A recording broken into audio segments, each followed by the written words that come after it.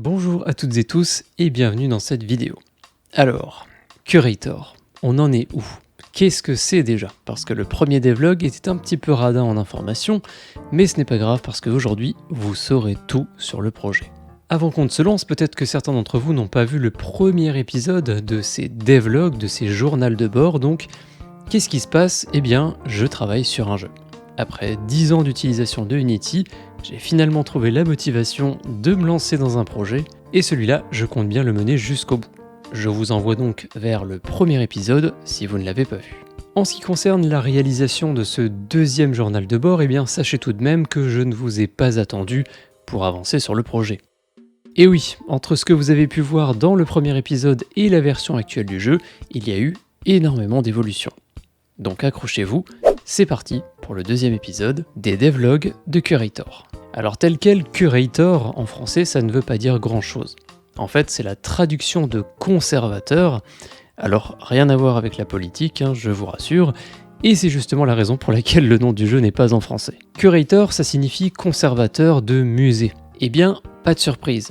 Curator, c'est un jeu de gestion de type Tycoon, dont le but est de construire et gérer son propre musée. Plusieurs centaines d'œuvres, réelles ou fictives, ainsi que de nombreux objets, sont mis à la disposition du joueur afin de créer des galeries inimaginables auparavant. Mais créer son musée est une chose, le gérer en est une autre. Le joueur devra s'occuper de ses visiteurs en veillant à ce qu'ils ne manquent de rien. Cela passe par la mise à disposition de différents services, de la nourriture, à boire, mais cela veut aussi dire qu'il faudra embaucher du personnel ou encore lancer des campagnes marketing pour augmenter la fréquentation et la réputation du musée. Tout ça dans une ambiance ultra chill avec de jolis graphismes en pixel art aux petits oignons. Discutons maintenant rapidement de l'origine du projet. Le développement du tout premier prototype a commencé en septembre 2021. Et comme 99% de mes prototypes, il a été poussé sur GitHub et la poussière s'est accumulée dessus pendant de nombreux mois. À plusieurs reprises, je me suis replongé dans le projet. Parfois quelques semaines, parfois quelques jours, puis est arrivé le début d'année 2023. Sans rentrer dans les détails, ce début d'année a été particulièrement difficile pour moi, tant physiquement que mentalement. J'étais dans une période très sombre, très négative et je n'arrivais pas à m'en sortir. Les jeux vidéo, habituellement ma passion, mon passe-temps mais surtout mon refuge dans ces moments, me dégoûtaient. Et quand j'ai fini par baisser les bras et me dire peut-être que le jeu vidéo c'est juste plus pour moi, il y a eu cette petite étincelle. Une étincelle qui m'a chuchoté à l'oreille que si je ne trouvais pas le jeu parfait, peut-être que je pourrais le créer.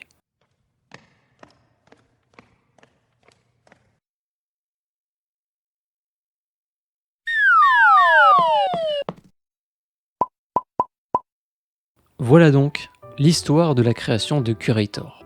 Ça, c'était il y a 6 mois et depuis, le projet a bien avancé.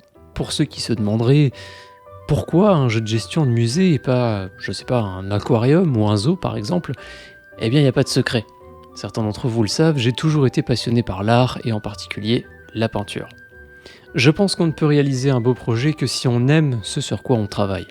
Et dans mon cas, quoi de mieux que de faire de ma passion le centre de ce projet. Comme je vous l'ai dit, cela fait donc maintenant un petit peu plus de 6 mois que je travaille quasi quotidiennement sur Curator. Parfois un peu plus, parfois un peu moins. Ma situation professionnelle n'a pas changé. Je suis toujours salarié, je travaille toujours pour une boîte de développement web, et je travaille donc sur la réalisation des vidéos de cette chaîne et maintenant sur Curator pendant mon temps libre uniquement. Le développement du jeu avance bien, il irait évidemment beaucoup plus vite si je n'avais pas d'autres obligations, mais l'organisation que j'ai mise en place me permet quand même d'avoir une bonne vitesse de croisière. Cela étant dit, je ne suis pas en mesure d'annoncer une quelconque date de sortie, même approximative. Comprenez que ce projet prendra le temps qu'il faudra, et quand il sortira, il sera, alors peut-être pas parfait, mais il sera terminé. Étant donné qu'on parle du développement, parlons peut-être de l'équipe qu'il y a derrière ce projet. Eh bien, il y a moi, et c'est tout. Et oui, je travaille absolument tout seul sur ce projet, tant au niveau technique qu'au niveau graphique. Et c'est quelque chose qui est voulu. J'ai une vision très précise de ce projet et de ce que je veux accomplir, et surtout de comment je veux l'accomplir. Je ne cherche donc pas à recruter ni de développeurs, ni de graphistes, ni quoi que ce soit d'autre. J'apprécie vraiment toutes les propositions et portfolios que je reçois très souvent par mail. Mais ce projet, je l'ai lancé seul et je compte bien le terminer seul. Cependant, je me dois quand même de préciser qu'en 2022, j'avais brièvement fait appel à un freelance qui s'appelle Edoardo Zuliani, qui est très doué, et à qui j'avais commandé quelques bases graphiques sur lesquelles m'appuyer pour le développement. En parallèle, j'avais beaucoup travaillé sur des créations en pixel art. Vous en avez vu certaines sur la chaîne où je me suis amusé à recréer des œuvres connues en pixel art. Et grâce à cet entraînement, je me sens aujourd'hui suffisamment expérimenté pour réaliser toute la partie graphique moi-même. Donc la quasi-totalité des œuvres et des visuels que vous voyez à l'écran ont été réalisés par mes soins. Je pense que maintenant vous savez tout, donc je vous propose de rentrer dans la partie un petit peu plus concrète de ce devlog numéro 2. Voyons réellement où en est le projet. Tout d'abord, que serait un musée sans œuvre ? Le système de placement d'œuvres et plus généralement d'objets en fait est le premier qui a été développé. Il fonctionne avec un système de tilemap qui nous permet de placer des objets sur une grille. Certains de ces objets peuvent être posés au sol tandis que d'autres doivent impérativement être accrochés au mur. À terme, je souhaite mettre en place 3 modes de jeu différents dans Curator. Un mode campagne avec une petite histoire, un mode libre permettant de développer un musée mais sans scénario, et un mode créatif qui vous donnerait directement accès à tous les objets du jeu, et ça en quantité illimitée afin de créer le musée de vos rêves. En gros, la créativité sans aucune restriction. Pour le moment, je travaille plutôt sur le mode jeu libre, qui est un peu le mode de base sur lequel je m'appuierai pour le développement des 2 autres. C'est-à-dire qu'il n'y a pas de scénario, il n'y a pas d'histoire, mais vous êtes quand même limité en ressources, et vous allez devoir bien gérer votre musée pour qu'il puisse perdurer dans le temps. On a donc, pour l'instant, un inventaire avec tous les objets du jeu. On a la possibilité de les filtrer sur le dessus par type. On peut voir tous les objets, uniquement les œuvres, uniquement les décors ou uniquement les services sur lesquels je vais revenir. Une fois un élément placé, on peut le consulter en cliquant dessus. Une fenêtre dédiée va apparaître et va nous donner accès à toutes les informations nécessaires. Son placement, ses statistiques, sa configuration, si l'objet peut être configuré. Par exemple, moi, j'adore le thé et j'adore partager, donc baissons un petit peu le prix du thé. Bien évidemment, les placements ne sont pas définitifs, on va donc pouvoir déplacer l'élément ou le réajouter dans notre inventaire. Qui devrait plutôt s'appeler réserve en fait. Inventaire, c'est pas vraiment le bon mot. Faudra que je pense à modifier ça avant le prochain devlog. Attardons-nous quelques instants sur les œuvres actuelles. Certaines d'entre elles ont attiré votre attention dans le devlog numéro 1, donc voyons ce que nous avons sous la main. Des fossiles, la pierre de Rosette, quand même, pas mal. David, évidemment. Voyons un petit peu ce qu'on a pour les peintures.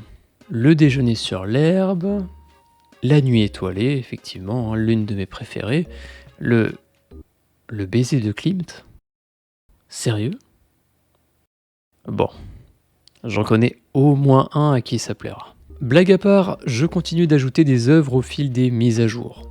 Tableaux, sculptures, fossiles, j'ai encore plein d'autres idées, plein de choses que j'aimerais intégrer, et je fais ça petit à petit. Ensuite, maintenant qu'on a un musée avec des œuvres, eh bien, qu'est-ce qu'un musée sans visiteurs ? Ça tombe bien, en voilà un. Le système d'intelligence artificielle est celui qui m'a demandé le plus de travail.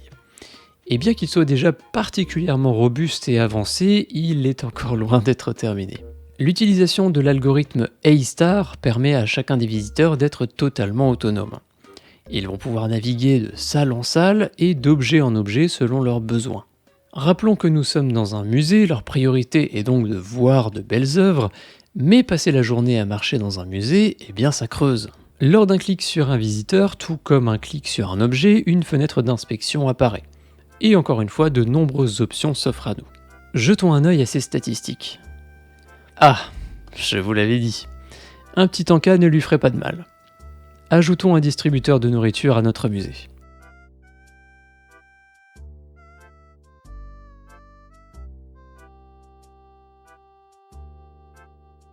Ah, la barre chocolatée.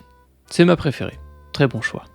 Les visiteurs peuvent se procurer toutes sortes de choses différentes sur des objets de type service. C'est ce dont je vous ai parlé un petit peu plus tôt. Ils peuvent aller chercher de la nourriture, des boissons, ils peuvent acheter des souvenirs, ce qui vous permettra au passage de gagner un petit peu d'argent à réinvestir dans le musée, mais tout ça toujours à condition que vos tarifs soient acceptables.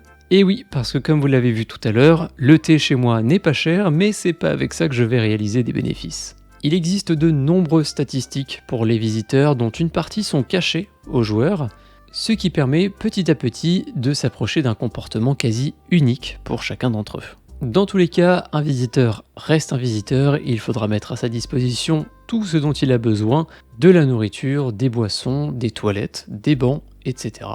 Le placement des objets et les PNJ sont donc aujourd'hui les deux plus gros systèmes du jeu, et quasiment tous les autres vont graviter autour. Finissons rapidement sur un grand classique du jeu de gestion, le déroulement du temps.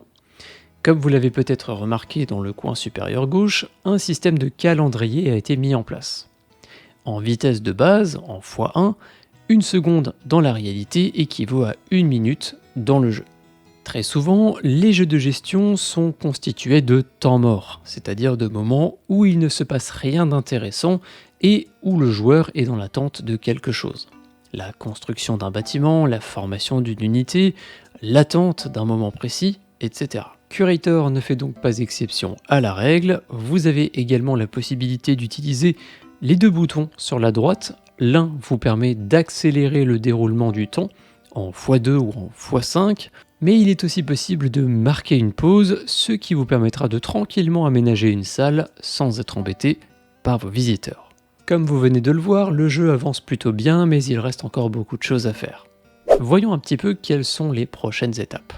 Le système économique des visiteurs est déjà en place. Cela signifie qu'ils ont de l'argent et peuvent le dépenser pour acheter toutes sortes de choses. La prochaine grosse étape pour moi sera sans doute l'ajout du système économique du musée. C'est-à-dire qu'à chaque achat effectué par un visiteur, l'argent dépensé entrera dans la trésorerie du musée. Mais ce n'est pas tout. Ce n'est pas avec les quelques centimes reçus lors de l'achat d'un thé que l'on va financer un musée. Le système économique englobe donc la totalité de l'économie du musée. Je compte mettre en place un système d'emprunt qui permettrait au musée d'avoir immédiatement accès à des liquidités, mais qui obligerait quand même le joueur à régler des échéances tous les mois auprès de la banque. Je souhaiterais également mettre en place un système de quêtes qui permettrait aux joueurs d'avoir accès à des récompenses lors de leur réalisation. Par exemple, on pourrait imaginer une quête qui va demander à ce que le bonheur général des visiteurs reste au-dessus de 90% pendant une durée définie, et si c'est réussi, le joueur touchera quelques pièces en plus. Ce n'est pas un système qui va être compliqué à mettre en place, mais c'est un système angulaire. Cela signifie que d'autres systèmes vont ensuite se connecter à celui-là pour fonctionner. Par exemple, je vous l'ai dit un petit peu plus tôt dans ce devlog, on pourra par la suite embaucher du personnel. Et ce personnel, eh bien, il faudra forcément le payer. Et pour ça, il faut que le système économique soit en place. Donc, chaque chose en son temps, voilà mon prochain gros objectif pour le jeu. Mais au-delà de ça, j'ai également listé de nombreuses évolutions sur des systèmes déjà existants. Le placement des objets, la gestion de l'inventaire des visiteurs, la configuration des différents services. J'ai également, pour mon plus grand malheur, remarqué pendant la rédaction de cet épisode un bug particulièrement embêtant, dont je vous parlerai au prochain épisode. Bref, d'ici à ce que le devlog numéro 3 sorte, eh bien je vais avoir pas mal de boulot. Je vous remercie d'avoir suivi ce devlog numéro 2 jusqu'à la fin, j'espère qu'il vous a plu, j'espère que ce que vous avez vu vous donne envie d'en voir plus, j'espère que le jeu vous intéresse. Comme toujours, le meilleur moyen de suivre l'avancement du jeu, c'est de s'abonner à cette chaîne et de rejoindre pourquoi pas le serveur Discord de la chaîne, sur lequel je poste les mêmes informations que sur YouTube, mais aussi avec quelques petites exclusivités. Un très grand merci à vous, un très grand remerciement aux tipeurs sans qui toutes ces vidéos et ce projet ne seraient pas possibles. Si vous appréciez mon travail et que vous souhaitez me soutenir financièrement, si vous en avez la possibilité et l'envie, vous pouvez le faire sur Tipeee, il y a un lien en description vers cette plateforme. Et de mon côté, je vous dis à très bientôt pour d'autres vidéos sur cette chaîne, et notamment le devlog numéro 3. Encore merci de m'avoir suivi, et à très bientôt.